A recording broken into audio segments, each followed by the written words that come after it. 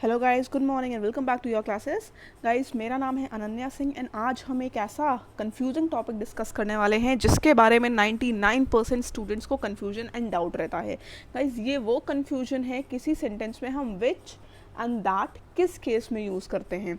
तो गाइस, आज के सेशन के बाद इसको पूरा एंड तक देखने के बाद सिर्फ बहुत छोटा सा सेशन है, 5 या 6 मिनट का सेशन होगा हार्डली, जिसमें आपकी पूरी की पूरी कन्फ्यूजन क्लियर हो जाएगी कि किस केस में हमें विच यूज़ करना है, किस केस में हमें दैट यूज़ करना है। तो चलिए गाइस, फटाफट से शुरू करते हैं सेंटेंस। उससे पहले गाइस, इस सेशन का पीडीएफ तो आपको नोट कुछ भी नहीं करना है। सेशन का पीडीएफ आपको मिल जाएगा हमारे ग्रुप पे, टेलीग्राम ग्रुप पे, जिसका नाम है योर क्लासेस। आपको डिस्क्रिप्शन पे जाना है, वहाँ पे आपको लिंक मिलेगा, सिर्फ लिंक पे क्लिक करना है, ग्रुप ज्वाइन करना है, वहाँ पे आपको मिल जाएगा फ्री पीडीएफ।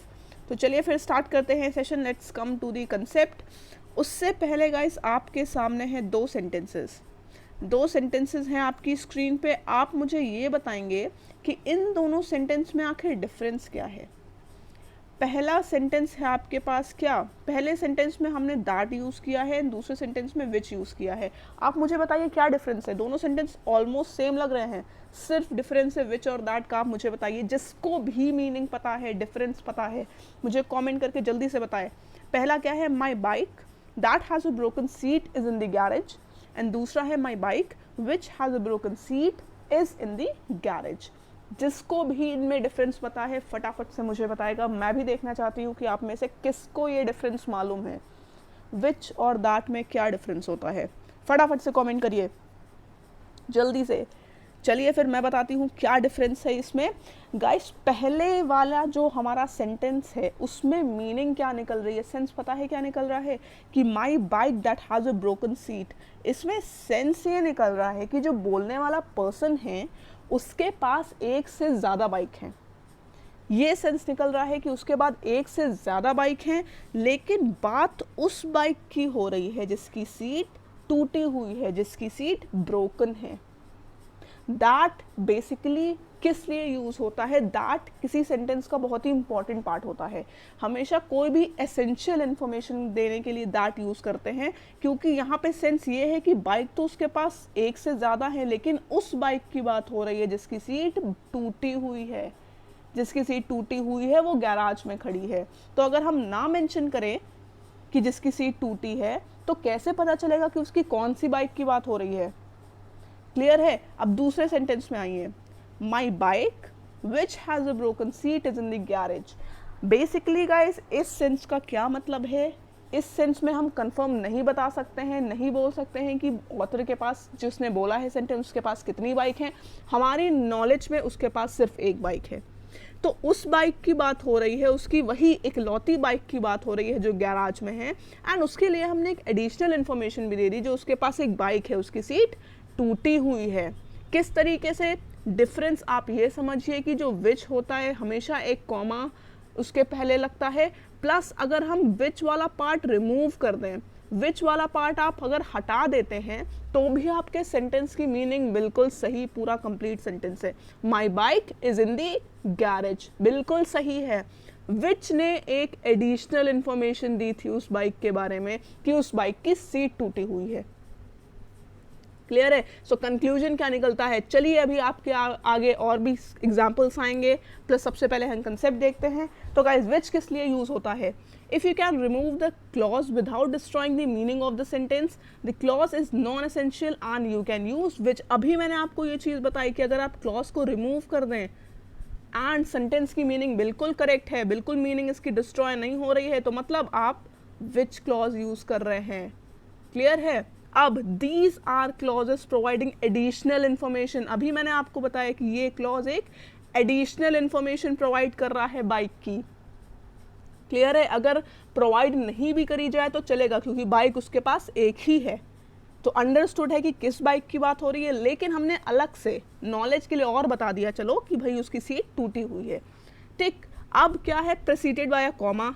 बिल्कुल, विच के पहले हमेशा लगता है कॉमा।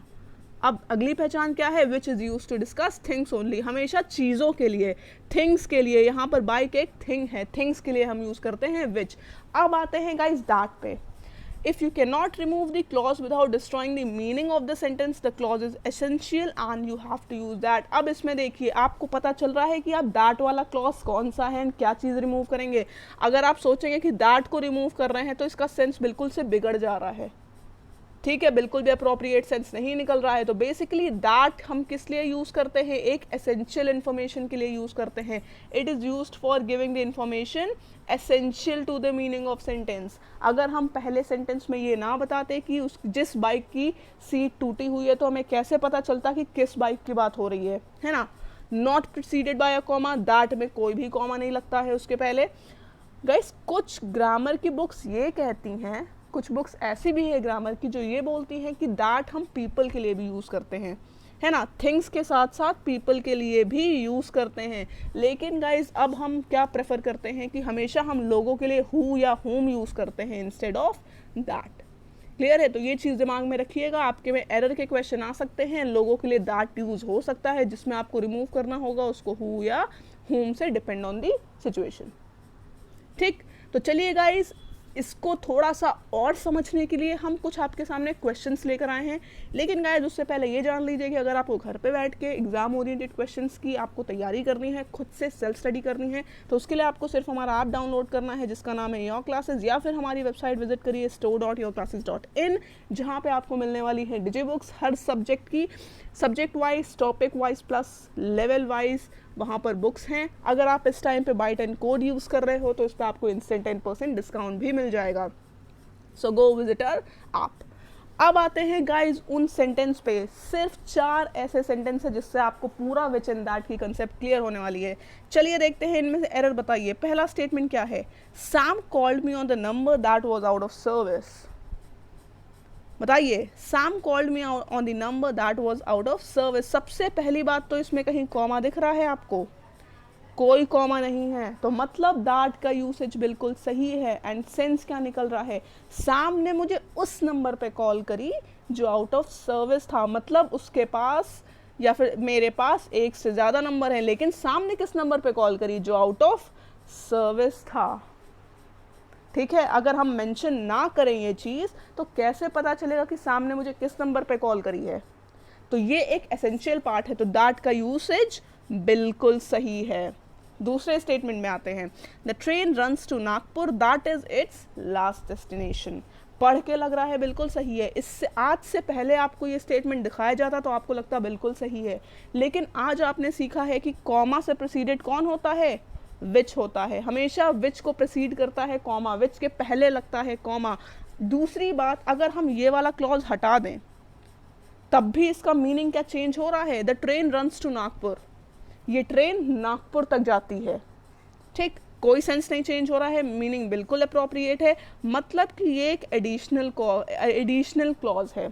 मतलब कि नागपुर तक जाती है जो उसकी आखिरी डेस्टिनेशन है. ये तो हमने एक आपकी एडिशनल नॉलेज के लिए बता दिया है. तो इस केस में दैट की जगह क्या लगेगा, विच लगेगा. ठीक है, दैट की जगह लगेगा विच. तीसरा सेंटेंस देखिए, she went to the village which is situated near the river. बिल्कुल सही है, कॉमा लगा है, मतलब विच के पहले कॉमा लगता है, बिल्कुल सही है. और अगर इस चीज़ को हम हटा दें इस क्लॉज को, तो भी ये स्टेटमेंट बिल्कुल सही है. She went to the village, वो गाँव गई है, वो गाँव गई थी. ठीक है, she went to the village. Additional information ये है विलेज के बारे में कि वो नदी के किनारे है. तो विच से हम एक एडिशनल इन्फॉर्मेशन ऐड करते हैं कि वो गांव हमारा नदी के किनारे है. अब लास्ट स्टेटमेंट देखिए, here is the pen which you are looking for. पहली चीज विच लगा है लेकिन कॉमा नहीं लगा है, यहीं से हमको डाउट हो गया. चलिए आगे देखते हैं. Here is the pen which you are looking for. अगर हम ये वाला क्लॉज हटा दें तो क्या इसकी मीनिंग प्रॉपर निकल रही है. हेयर इज द पेन, ये किस केस में इंसान बोलता, उस केस में बोलता जब कोई उससे पेन मांगता है ना. जब उससे कोई पेन मांगता तो सामने वाला इंसान बोलता हेयर इज द पेन. लेकिन हमें ये कैसे पता चलता कि वो इंसान पेन ढूंढ रहा है. वो चीज़ तो बाद वाला स्टेटमेंट ही बता रही है कि वो इंसान पेन ढूंढ रहा था. मतलब बाद वाला क्लॉज को हम अगर रिमूव करते हैं तो सेंस स्टेटमेंट का बिल्कुल चेंज हो रहा है. इस केस में हम विच नहीं यूज़ करते हैं, क्या यूज़ करते हैं, दैट यूज़ करते हैं. क्लियर है? तो ये थे हमारे 4 स्टेटमेंट। आई होप आपको समझ में आ गया है। कोई डाउट हो तो मुझसे पूछेगा कमेंट सेक्शन में। बाकी आपके लिए ये है 3 क्वेश्चंस, सिर्फ 3 स्टेटमेंट हैं जिनको आप में मुझे क्या बताना है, इसमें क्या एरर्स हैं। फटाफट से मुझे बताइएगा, 1 में ये एरर, 2 में ये एरर, 3 में ये एरर, इस तरीके से कमेंट करिएगा। नेक्स्ट कल वाले सेशन में हम डिस्कस करेंगे इस वाले क्वेश्चंस को। हर स्टूडेंट मुझे एरर ज़रूर बताएगा कमेंट सेक्शन में। जैसे ही हमारा सेशन खत्म हो रहा है, लास्ट में जो कमेंट बॉक्स है उसमें जाके आप मुझे इनका जल्दी से बताइएगा आंसर, बाकी स्क्रीनशॉट इसका ले लीजिए। कल फिर से मिलते हैं हम सेम टाइम पे 11 बजे। तब तक के लिए stay home, stay safe and take care, bye bye.